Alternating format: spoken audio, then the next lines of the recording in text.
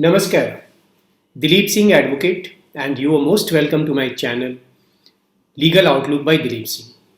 On 26th October 2020, a three judges bench of Supreme Court presided by Justice UU Lalit with other two judges M. Mohan and Justice Vinit Saran passed a very important judgment clearing all the confusions related with the default bail as provided under section 167 subsection 2 of CRPC. It leaves no scope of any ifs and buts in case of granting of default bail by a magistrate or a trial court. The name of the case is M. Ravindran versus the Intelligence Officer Directorate of Revenue Intelligence, and the case number is Criminal Appeal number 699 of 2020. So why this provision is called default bail or compulsive bail? In fact, the accused gets bail due to default or failure on the part of police to submit charge sheet within the stipulated period, and the merit of the case is not considered while granting this bail, so it is compulsive, and the court has no discretion in this case. Let us see the fact of the case. At 10:30 a.m. in the morning on 1st February 2019, Ravindran files an application for default bail under section 167(2) of CRPC before trial court, and it was heard. At 4:25 p.m. on the same day, the complainant files an additional complaint against the accused and sought for dismissal of default bail on the ground that an additional complaint is filed. On 5th February 2019, the trial court granted bail to Ravindran, who was accused of offence under NDPS Act, various sections of NDPS Act. This bail was granted because police failed to file charge sheet within the stipulated period of 180 days, 6 months, as provided in NDPS Act.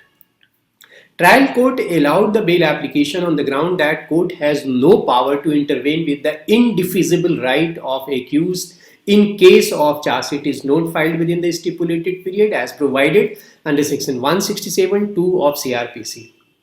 State challenges this order of bail before Madras High Court, and Madras High Court cancels this bail granted by the trial court. Interestingly, but untenable piece of reasoning was given by High Court, Madras High Court, for setting aside the bail order. It gave the ground that the additional complaint was filed on 1st of February 2019, on the day that in the morning the bail application was filed. Since the court works from 10:30 to 4:30 p.m., so the accused cannot get benefit of filing an application in the morning and then the additional complaint was filed in the evening. And on this reasoning, High Court cancelled the bail granted to the accused and and asked him to surrender.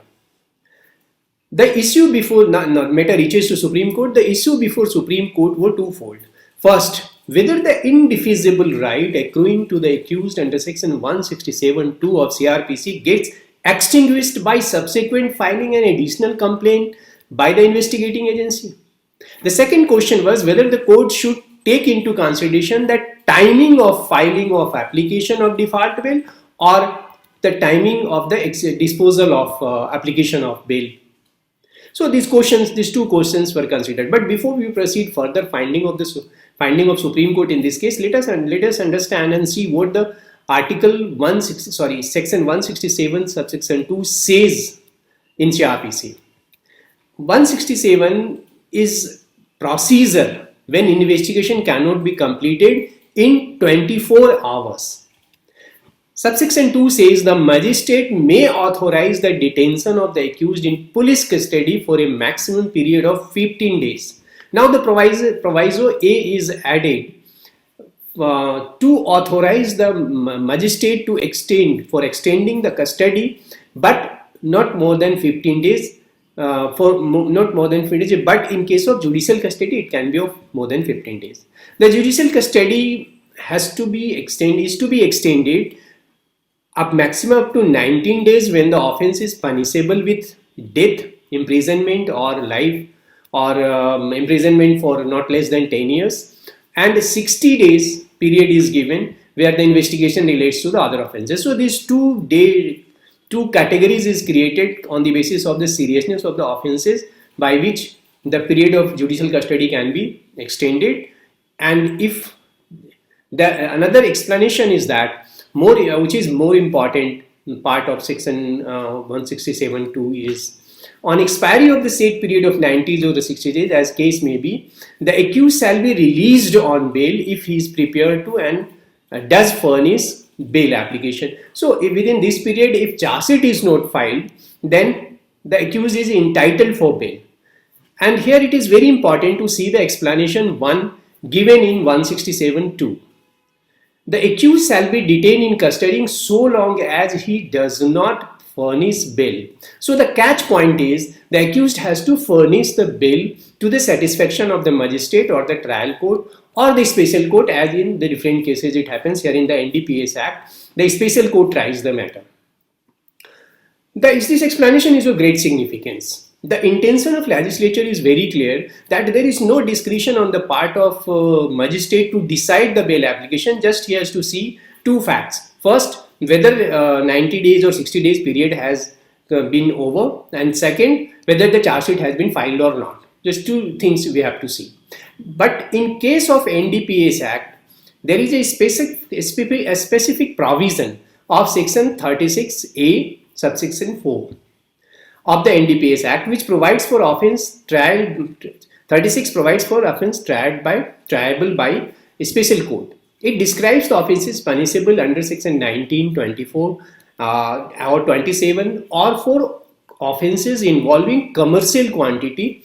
Instead of 90 days in 167(2) of CRPC, it will be read as 180 days. This section is qualified with a proviso which says special court may extend this period of 180 days up to maximum of 1 year on the report of public prosecutor if investigation is not completed within 180 days. The report has to indicate two important things by the prosecutor. First, the progress, what is the progress of the investigation, and second, the specific reason why the detention of accused should go beyond the period of 180 days as provided in 36(4)(a) subsection 4.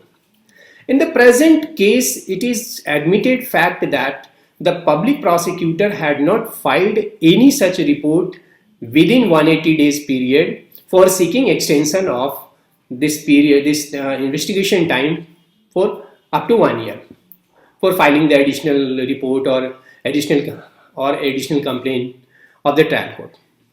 Discussion of default bail is incomplete if we do not discuss Article 21 of the Constitution of India. Because what I feel that Article 21 is the Gangotri of the Ganga of default bail. This power is originating from Article 21. Let us see what Article 21 says. No person shall be deprived of his life or personal liberty except according to the procedure established by law. Here I would like to add one more thing, that in Menka Gandhi versus Union of India case, it has been settled by the Constitution bench that such a procedure cannot be arbitrary, unfair or unreasonable. The Menka Gandhi case citation is 1978 volume 1 SCC 248. In fact, the section 167(2) CRPC is intrinsically linked to Article 21. It is nothing but a legislative device for the constitutional safeguard that no person shall be detained except in accordance with rule of law. In the present case, Ravindran, who is the appellant here in the Supreme Court, his counsel heavily relied on a judgment of Supreme Court of 3 judges bench. The name of the case is Uday Mohan Lal Acharya versus State of Maharashtra, 2001 5 SCC 453. In this judgment, the Supreme Court categorically held that the moment the accused files application for bail, he avails his indefeasible right under section 167 subsection 2 of CRPC and offers to abide by the terms and conditions of the bail. The subsequent development cannot deny his right to bail. On the other hand, Additional Solicitor General Sri Aman Lekhi, who is a senior advocate, relied on the judgment of Supreme Court in Sadhvi Pragya case, Sadhvi Pragya Thakur case, to convince the additional complaint filed at the time at 4 o'clock, 4:25 p.m. On the date given, and that has the sufficient reason to set aside the bail order, and the High Court has rightly set aside the bail order. Let us see finding of Supreme Court in this case. First, Supreme Court held that the High Court wrongly entered into the merits of the matter while coming to the conclusion. The reason assigned and the conclusion arrived at by the High Court are unacceptable, and the High Court order was set aside, and the trial court order of bail was reformed. Supreme Court held further that once the accused files an application for bail under the proviso to section 167 subsection 2 read with section 36 4a subsection 4 NDPS Act, after expiry of 180 days, he is entitled to, he is deemed to have availed of the right he is entrusted, he is given in this section, and he must be released on default bail. Next, Supreme Court held that the court must release him on bail forthwith without any unnecessary delay after getting necessary information from the public prosecutor that the time period calculated of 180 days is correct and the charge sheet is not filed. So by this observation, court has specifically put this message, Supreme Court has put specifically this message, that the court who is hearing the bail application has to see only two things. First, from the public prosecutor, it has to confirm that whether 180 days is gone. Second, whether any that charge sheet has been filed. If only these two information are needed from the public prosecutor, and the court has not to go into the merit of the case. Next, Supreme Court said that in this default bail, prompt action is required, and this will restrict the prosecution for frustrating the legislative mandate to release the accused on bail in case of default by the investigating agency. The right to be released on default bail continues to remain enforceable if the accused has applied for such bail, no matter when the bail application is being heard. But even subsequently the charge sheet is filed and application has been filed earlier, that he deserves that his application should be heard and he should be released on the bail. Means subsequent filing of charge sheet or pendency of bail application or any additional complaint file cannot frustrate his right to be released on bail, and this way his right is secured. One thing the court has to see, only thing the court has to see, whether the time period is over and charge sheet is not be filed. If charge sheet or application for extension is filed and he has not filed his application for default bail, then his right will be extinguished.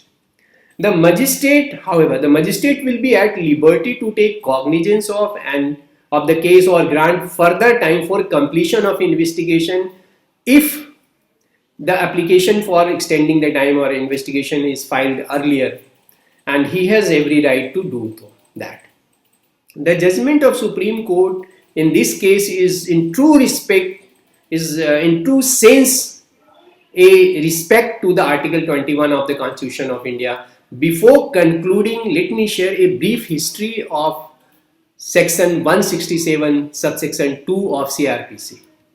In the original code of criminal procedure 1898, the maximum period for which accused could be remanded to custody was either police or judicial custody was only 15 days. But usually it was very difficult or unworkable to conclude the investigation within 15 days. So there was a practice to file a preliminary charge sheet by police, and with that the police used to move an application under section 344 of CRPC till the time the investigation was completed and the final charge sheet is filed. The trial should not commence. So this was the This was the process being adopted, and this then Law Commission observed in its 14th report that this practice is being misused for keeping accused in custody months and months without even filing of charge sheet. It was also pointed out in that report that there are various conflict in the judicial opinion qua the keeping the person behind the bar for months and months and without starting of the trial process. So this report requested the legislature to fix a time period under which the investigation has to conclude and or otherwise the accused is to be released. The Law Commission again raised the issue in its 41st report of the Criminal Procedure Code, and they emphasized particularly the misuse of Section 344 by filing of preliminary reports, and it kept it waiting for years. So on recommendation of Law Commission, this period of a maximum period of 60 days was fixed for the remand. Again, this case was taken up by the government, and at the time when the government was considering the amendment in CRPC 1898, and ultimately a bill was passed in 1970.